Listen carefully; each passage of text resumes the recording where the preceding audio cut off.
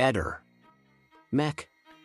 Pallister. Le ricerche di Christian Molnar, il 25enne disperso dal venerdì 31 maggio dopo essere stato travolto dalla piena del fiume Natisone in Friuli, continuano senza sosta. Nonostante siano passati ormai 17 giorni, le squadre di soccorso non si arrendono, impegnandosi con l'ausilio dei vigili del fuoco e di unità specializzate giunte da tutta Italia. Il sindaco di Primieracco, Michele De Sabata, ha fornito un nuovo aggiornamento sullo stato delle ricerche. Anche in questa terza domenica consecutiva, nonostante l'arrivo di ulteriori unità cinofile da Bologna e gruppi specializzati dalla Lombardia, non ci sono novità significative. Il sindaco ha ringraziato tutte le persone che hanno accolto l'invito di portare dolci ai soccorritori, postando una foto su Facebook dei dolci donati ai soccorritori, che stanno lavorando incessantemente da 2 settimane per ritrovare Christian. Parallelamente, le indagini degli inquirenti proseguono. La procura di Udine ha aperto un'inchiesta per omicidio colposo, attualmente a carico di ignoti. La disperazione delle famiglie coinvolte è palpabile, non solo quella di Christian, ma anche quelle di Patrizia Cormos e Bianca Doros, le cui salme sono state ritrovate circa 10 giorni fa.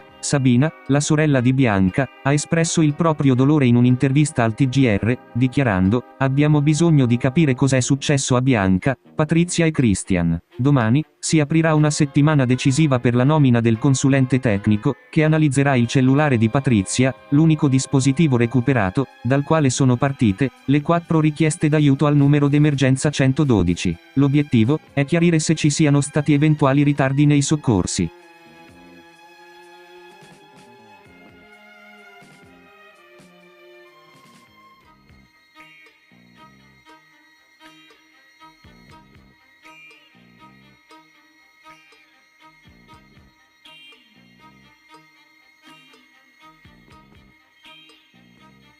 Ehi, non dimenticare di iscriverti a questo canale.